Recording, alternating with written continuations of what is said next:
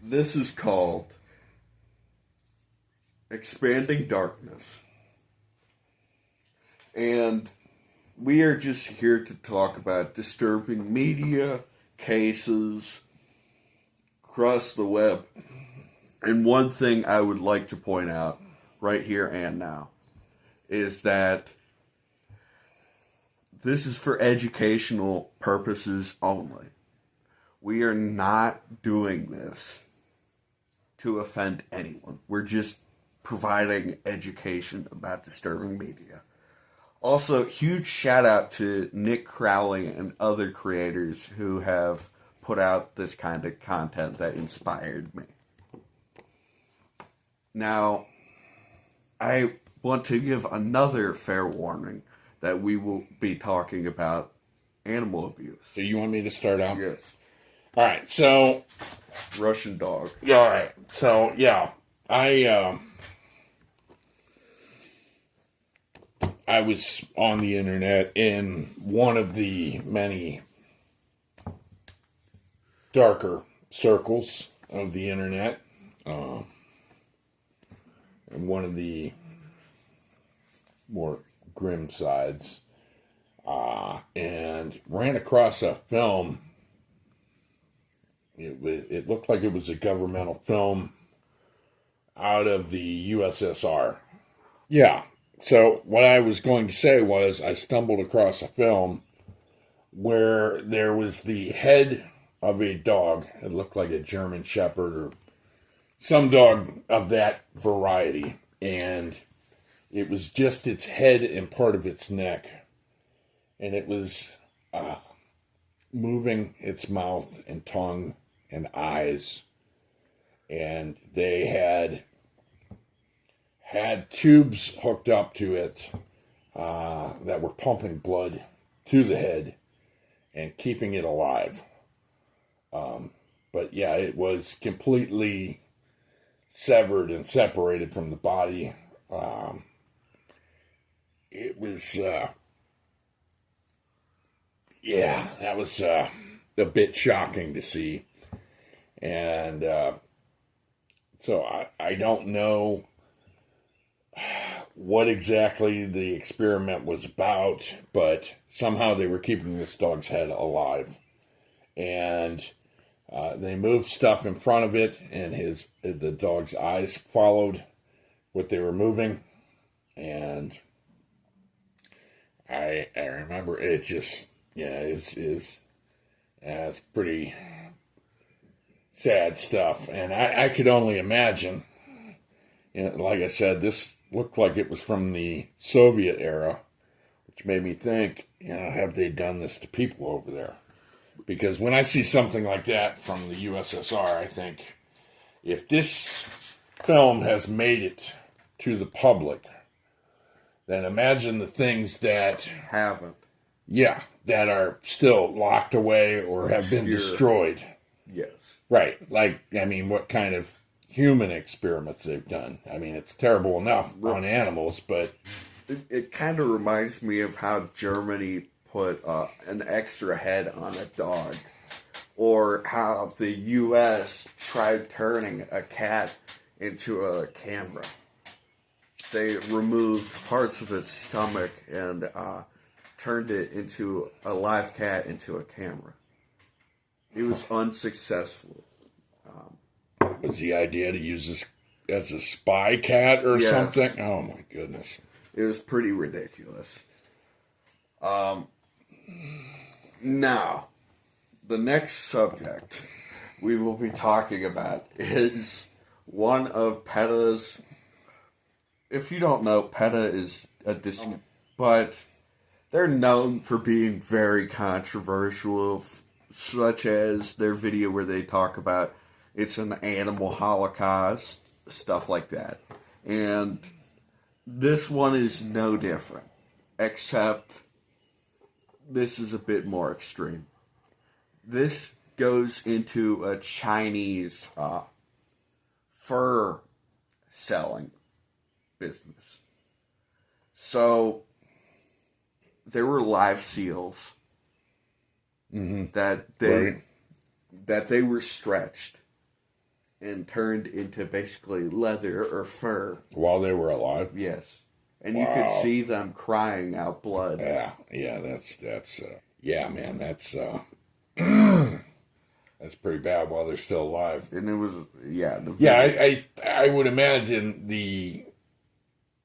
they're trying to get the point across through shocking imagery to try and, wake people up, shake them up, to get their attention and stir up awareness. I believe that's the whole reason behind that. Now, whether it works or not, I don't know. That's for somebody else to discuss or whatever. But so since the idea is we're getting together to talk about shocking, disturbing media, real stuff, whether it's photographs, video or film, true crime. Yeah, whether it's been a crime or an accident, tragedy, whatever. One of the first ones I recall seeing was a photograph when I was a child of the victims of the St. Valentine's Day Massacre. I think that happened in Chicago during the Prohibition, and a whole bunch of bootlegger gangsters were shot dead.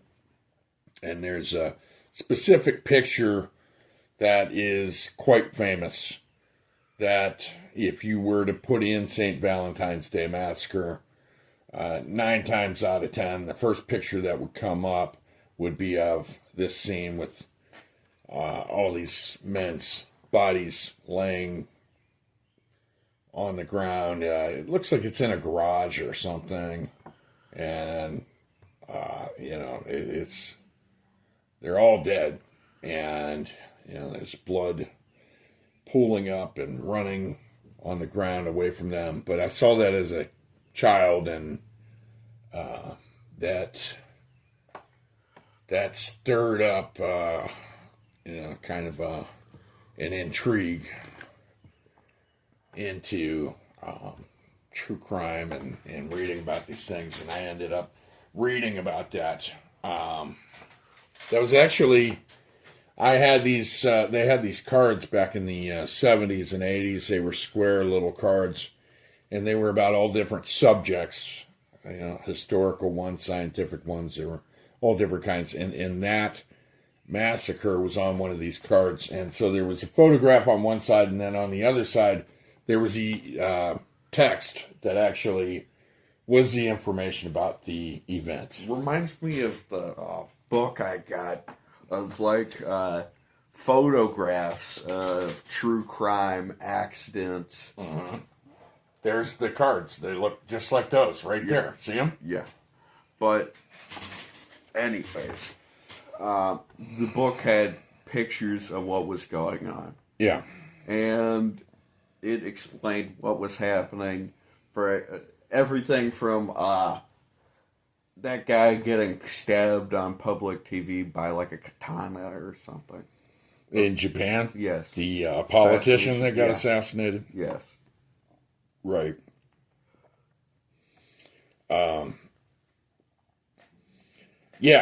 These were, like I said, these were educational, and back then, and they were marketed towards families, and I don't remember there being any disclaimers on this stuff about but back then, not everything was so sanitized as it is now, with all the warnings and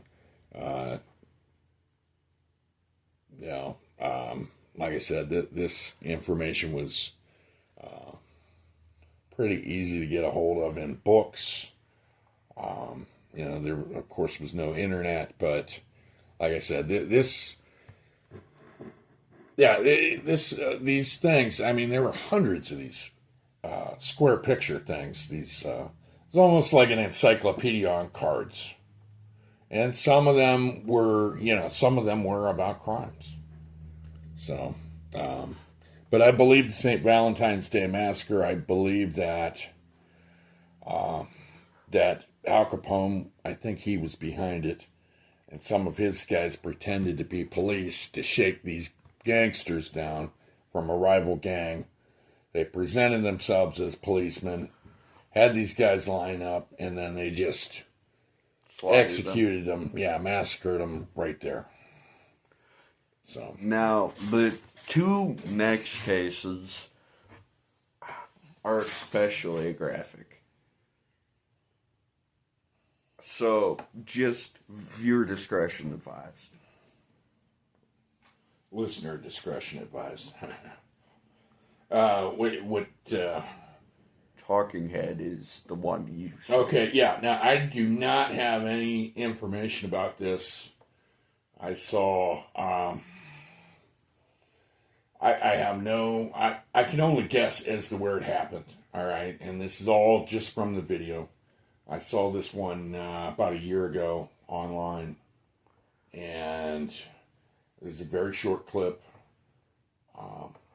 Somebody had been, a gentleman had, his head was taken off. Didn't even show exactly how it happened. He got unalive. Yeah. And then the camera panned over and zoomed in on his head. That was his eyes were moving and his mouth was Trying to form. Yeah, it was moving around and grimacing, and he was looking around, and the tongue was moving, and it was very. There's several cases. It was very bad, but I'm guessing it happened somewhere in Europe, Eastern Europe, or something. But I don't know. There was no information about it. There are several cases like that have happened, especially by guillotine, because the head remains active for 30 seconds after death. Yeah, now see, as a kid, and I don't know if this is a wives' tale or if this is a real thing that they actually used to do, but this is what us kids, a lot of people believed, and I don't know, maybe there's truth to it, maybe there isn't. But we always talked about supposedly the executioners, they would decapitate someone and then grab the head by its hair and hold it up to the crowd and say, "Speak to the crowd." And then the head would be, moving and making faces and such. And like I said, I don't know if that truly happened or if that was just kind of a grim children's story that we used to tell. But that was one. Speak to the crowd. Now, the last and final story might be the most disturbing in this entire video. Again, listener discretion is advised. This is going to be about the toy box killer, so we have to dodge some bullets with this one. So, the toy box killer would kidnap people and essay them. And basically, he would end up drugging them. And when he was done with them doing whatever, he would release them on the streets with no memory of what happened. Now, the reason this case is so infamous is because his whole audio of what he said to them while they were captured was released. And now he had, if I'm not mistaken, is this a man who had, he would have the captive, who was usually a lady. Yeah. And he would have, an introduction audio. That's what I'm talking about. I'm saying, didn't he have, the audio would tell them how they were expected to behave. Yep. And what was going to be done to them or something. Yes. Yeah. It's about 60 minutes long, and yeah. Now, and also, was this, if I'm not mistaken, it seemed like, I saw pictures, was this in a trailer, a good-sized trailer? Yes. That he had converted into this, torture prisoner the reason place or whatever. He's called the Toy Box Killer, real quick, just to get that out the way. he had so many contraptions, like electrocution. He was kind of like, what's his head? H.H. Holmes. Yeah. But instead of a house, he had a trailer. Now, in the trailer, I mean, it was hooked up with like a PA system with the audio where he could talk to them, right? Yeah. And torture devices. Yes. You didn't, there were another thing is, like, not just that, but a lot of his friends came over. His wife was a part of. Wait, these friends knew about this? Yes, of course. They. What do you mean, of course? Like, this is normal behavior. Come on over to the barbecue, and then this is going on. I mean, okay, so this is insane. There were at least 12 men that were found to have done it. That knew about it. Yeah, and actively participated in doing the crimes. And the dog. Jeez. The dog was also participated in the crimes. Jeez. So did his wife. Okay. Now, correct me if I'm wrong. This man, the mastermind behind it, died not too long after they discovered this. Am I? Yes, you're correct. He did not. Okay, so this is a kind of sad thing. The person that escaped him and reported him, so he was on death row, and he never even finished. I think he was only in, jail for like 1-2 years max before he died. I think he died of like, I don't know, I thought it was brain, natural causes or something. Well, no, it was like he had a brain hemorrhage or something. But it's really messed up that he was able to pretty much get away with it. They don't know. I mean, do they know if he also murdered people? Yes. Yeah, and if because but they don't know how many, right? I mean, there's no. Well, the issue with that is all we have are 11 confirmed cases, and it could be much higher. Like some people, 11 cases. You mean of people being captive and murdered. Released alive, or murdered, who lost their lives? Lost their lives. Now, most of them ended up living, even according to his introduction thing. Most of them he did not kill. And he released on the streets. Yeah, well, I don't think I'd believe him for what he said, But another thing is... trust him. His wife and him also said that the numbers were much higher, like in the 50s or 60s. But there was no proof. They only could prove 11 cases. Almost sounds like they wanted more notoriety or something, like bragging or something. Now, did any of these other people that knew about this, co-conspirators or accomplices, did they get in trouble as well? Or? No. I'm not even sure if his wife got in trouble, if I'm being honest. Huh. Yeah, that's definitely a disturbing case. Well, if you made it to the end of the video... thanks for watching. Comment first video, like and subscribe if you like the video. Peace out, guys.